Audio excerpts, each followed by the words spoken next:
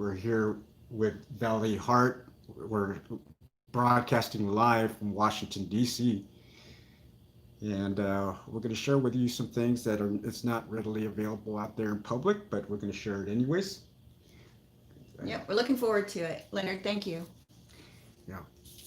So last time we asked you, before we get started, last time we asked you, while some of you were a little discouraged, to share some of your favorite songs, favorite pick-me-ups. We'll be hitting a few of those. We'll be hitting some of your top comments. Some of your comments on our broadcasts have had over 100 likes or a lot of reciprocal replies that have been excellent. You guys are super smart and we appreciate you. So let's get to it. Let's hit some of the top headlines and then we'll be popping in and out with the news and our comments from our smart listeners like you guys. We have Dan Bates, Chris, Netta. Tell us where you're watching from. We would love to hear. It's always fun to see where you're tuned in from. That's right. There's growing outrage right now for thousands of National Guardsmen who were recently guarding the Capitol and were allegedly working 18 hours on with 6 hours off to help ensure the safety of Nancy Pelosi, Joe Biden, and others. However, as soon as the photo op was over, our troops were apparently kicked out of the Capitol and directed to sleep on the floor of a concrete parking lot with only 2 bathroom stalls available and 1 electrical outlet in the middle of winter. The Texas, Florida, and New Hampshire governors are ordering their troops home after this incident. You know, I spoke to the National Guard and they gave me some information that's not readily available out there in public. They didn't say I couldn't do it, so I'm going to do it anyways. What they told me was there is no end date. They have not been given a definite end date, and I learned that more troops are being called up, particularly infantry, cavalry, and artillery. Last I knew, those are fighting units. Why are they being called up? So I have a suggestion why. In case the dead voters who voted for Joe Biden show up, then they might want to be prepared. So maybe they're bringing them in so that they can be on standby. Because that could be creepy. As you guys recall, there was 2,000 National Guard soldiers that were deputized as special deputy U.S. Marshals, probably military police units. And let's go over what the role and functions are of the U.S. Marshals. You don't have to believe me. You can go up to the official government website, U.S. Marshals. But they're there. They're there to exist to include protecting the federal judiciary, protecting the judiciary. I'm sorry. Apprehending federal fugitives. Now that's interesting. Apprehending federal fugitives, meaning people with outstanding warrants, managing and selling seized assets acquired by criminals through illegal activities, housing and transporting federal prisoners, and operating the Witness Security Program, it's AKA the Witness Protection Program. So now, once again, why would they deputize the National Guardsmen as U.S. federal agents with the authority to make arrests, and their main function is to go after people with warrants? So I just found that interesting. I'm sticking to my theory, Leonard, that it could be in case the dead people who voted for Biden show up and it's creepy. That's all we're going to say. You know, part of it, also their function is to protecting the federal judiciary. So in other words, they're the keepers of evidence in federal trials. So if you have, say, a laptop or something, there has to be accountability, and there has to be what's known as chain of custody. And that, what chain of custody, what that is you have to account for everybody that touches or handles or processes that evidence, and it has to be documented as to the date and time and the purpose for why it was handled, so that when you go to court, they can't claim that it was tainted somehow. So they have to maintain chain of custody, and that's what the U.S. Marshals do. And Leonard has an in-depth perspective as an ex-law enforcement officer about how to handle things and Right. what some different protocols are. So that's Well, very interesting. what we're doing is presenting information. So we're going to basically hold trial, and you guys are the triers of fact as well as the judges, and we'll present information to you much like a lawyer would in presenting their argument. But keep in mind, when you're watching this video, you'll be wearing three hats. You'll be wearing the hat of an investigator. In that case, investigators, when they have whodunit cases, they bring forth hypotheses. Who had the motive? Who might have had the opportunity to commit these crimes? All these things must be taken into consideration. So they collect evidence, and based on the totality of the circumstances, maybe not one piece of evidence will convict you or cause you to beyond a reasonable doubt come to a conclusion. However, when you take all evidence into consideration, you form a perfect or a better picture, and you're able to connect the dots. So that's what we're asking you to do. And lastly, you're going to be the trier of fact. We the people are going to, in a court of public opinion, will examine the evidence, and you make your own determination, and then so you will now become a judge. So you're going to have different roles, and we're just presenting information out there. And if we can't verify the information, then we will not present it. For example, we were told that when the guards had to sleep on the concrete, that one of the Trump hotels at least had offered to have the troops stay in their hotels. So what did we do?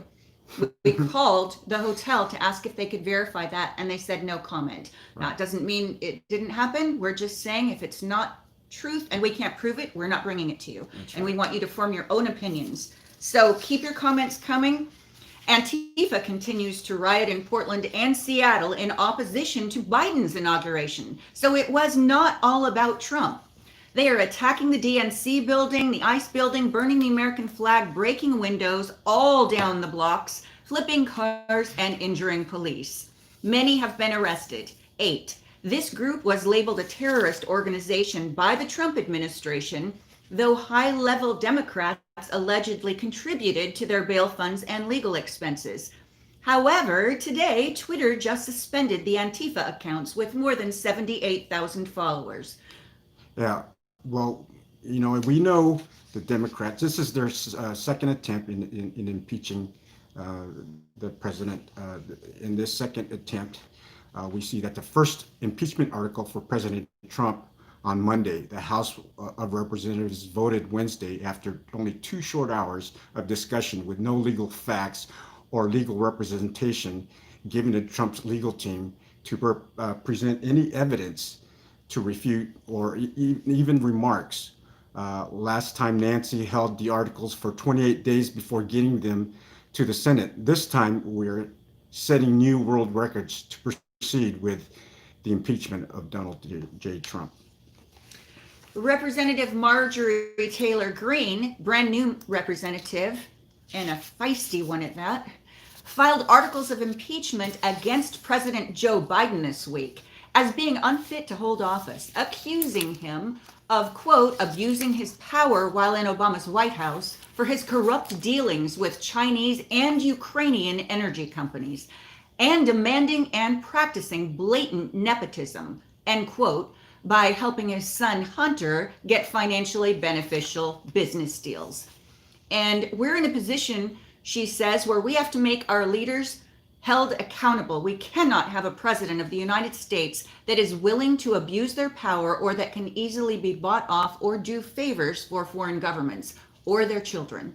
When Trump departed this week, he took with him an 87% approval rating that, according to the recent poll, Trump, and you know what, let's go over some of his biggest accomplishments. He lowered taxes. He brought companies and jobs back to the United States.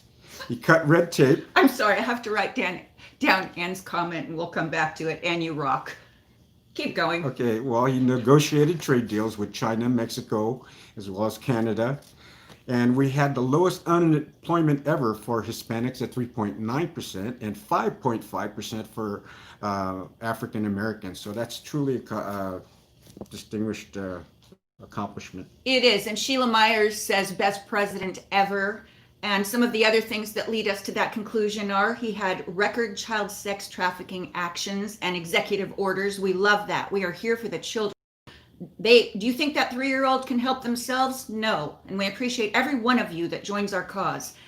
He did the First Step Prison Reform Act. He had the lowest unemployment rates, less war and better trade, gas at $2.10 a gallon, and we exported more oil than we imported. We were no longer dependent on Saudi Arabia. The stock market went above 30,000. We had job security and stronger borders and our beautiful border wall making us safer, and many more. We could hang with you guys for 3 days with our list, but we'll move on. Biden's first 48 hours has been the most expensive executive order signing flurry in the history of the United States. Biden has already eliminated over 77 energy-related jobs. 77,000. 77,000, I'm sorry. It's a little different. I misspoke. That's okay. We're rejoining the Paris Accord at a cost of $3 billion, rejoining the World Health Organization for a staggering tag of about 90 million of taxpayer money. 900 million, I'm sorry, plus 656 million for additional WHO programs. Just add-ons. That's right. Upon rejoining, the U.S. will once again contribute more than any other country to the yearly WHO budget. That happened despite the WHO being suspected of covering up for China and the CCP about the severity, dates, and facts of COVID-19. J. Michael Lutig says, if the impeachment moves forward now that Trump has left office, a Senate trial would be unconstitutional. So Bill Bennett, the former Secretary of Education, said at this point an impeachment trial for President Trump serves no purpose other than to inflame the country and is in direct opposition to Biden's call for unity at his inaugural address. Valerie, did you know that Harvard students are calling for the revocation of degrees for people they disagree with politically? Okay, that is crazy. And you know what? Some schools in LA are banning classic books to the likes of To Kill the Mockingbird, and Huckleberry Finn, and Steinbeck's Of Mice and Men for being racist. That's just outrageous. We're in a situation right now where it's becoming dangerous to express your political opinion. Yeah. And now all of us condemn violence. All of us condemn racism. All of us condemn white supremacy. Absolutely. As we mentioned in previous broadcasts, Leonard, you make a horrible white supremacist. As do many of our guests and many of our members from across the world. We all condemn those things, but what we can't do is get on this slippery slope where we condemn free speech and we condemn opinions that are different than our own, such as some of the students from Harvard seem to think is a good idea, and some of the schools in LA are now condemning some of the classics, which actually, when you read Of Mice and Men, you gain a feeling for Lenny and you gain a feeling for the Dust Bowl and the characters, and you actually are afforded the ability to slip into someone else's skin in life and gain their perspective. And even if there are uncomfortable subjects, you come away a better person with more compassion. So we have to fight for the liberties of free speech and make sure that this precedent does not continue. Renee says, I love my president. That's great. Some National Guard units may be charging out. Freedom, Barbara. So we had a lot of great suggestions the last time we asked everyone to kind of pile on and contribute when we were all in shock the day of the inauguration. It definitely did not go the way some of us were hoping this election. And I have a postscript to that in one moment. Please stay tuned. So some of the songs you sent in that you felt were inspirational are Even If by Mercy Me, We're Not Gonna Take It by Twisted Sister, American Soul by Aaron Watson. And along those lines, we would also like to recommend a movie for everyone to watch. We've had a real education. We had some very interesting meetings yesterday, and we got schooled in some behind the scene things that have been going on that allow us to know that this situation has been far more complicated than we were aware. And the movie we would like to recommend is called For Presidents: Oval Office Conspiracies. Again, that's For Presidents: Oval Office Conspiracies, and it is available online. Yeah, check back, and we'll write it under comments so that you can just we'll maybe even provide a link or something. But can I read some of the comments that we had? Please. Some really popular ones. Tanya wrote, "We are not giving up. Some so-called patriots have given up. The rest of us are standing strong and know this is just part of the greater plan. We may feel like we have lost the battle, but that is simply not true." That's just incredible. That's a great spirit. Thank you for sharing that. Richard says, "Be happy about the future, America, because our future is going to help our future. This is not over by a long shot. We will see all the changes we were looking for within 30 days. The fake inauguration is all for optics and to take the pressure off of the two-party system. Trump cannot be blamed for what is going to happen because the military is in control. Just wait a little bit longer. Trust the plan and trust God."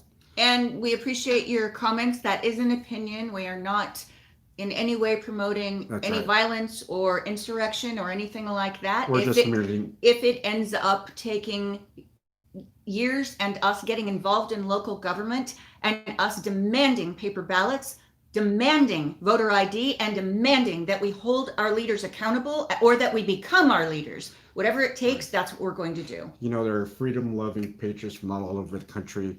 Monique from the UK says she's originally from Uganda. "I am sad about the future of America. You need to stand strong and stand together. Things happen for a reason. The way Trump and his supporters have been treated is not only inhumane, but it goes against what America stands for." That's right. Thank you, Monique. We appreciate that. We appreciate it so much. So a couple of quick updates. Arizona officials issued a statement this week, 1 hour after the Biden inauguration, that they are now willing to look into election fraud. 1 hour after. 78 days after the election takes place, and coincidentally, 1 hour after the inauguration takes place. 1 hour. Arizona citizens have contacted officials in record numbers, questioning the legitimacy of the election and how Biden could have possibly won, given some of the evidence. Some are calling this a deliberate move to delay actions until Biden was in office.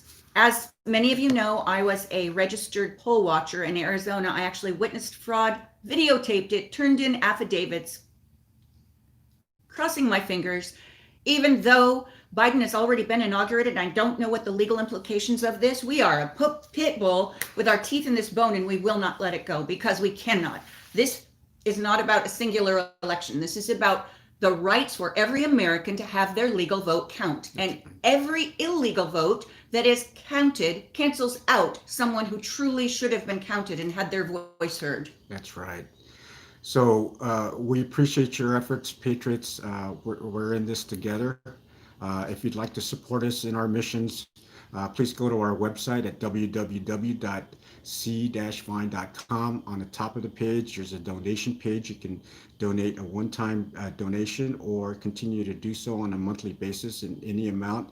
You still have access to our website regardless, but we would truly appreciate any support that you could provide us. And I want to give a little shout out to Anne because you cracked me up. If I could send you a C-Vine cap, I will, because you just made me laugh. Anne says, in regard to the inauguration, why were they all dressed as Hunger Games characters? And they were. You're the third person that has asked me that. They've said, Wow. I hate this situation. It feels like we're living in the Hunger Games. Right. And so sometimes, guys, we just have to laugh. But we laugh, we take a nap, and we come back harder. We stick together. We keep meeting every single day. We will keep you updated on all the current news. If we can't verify it, we won't say it.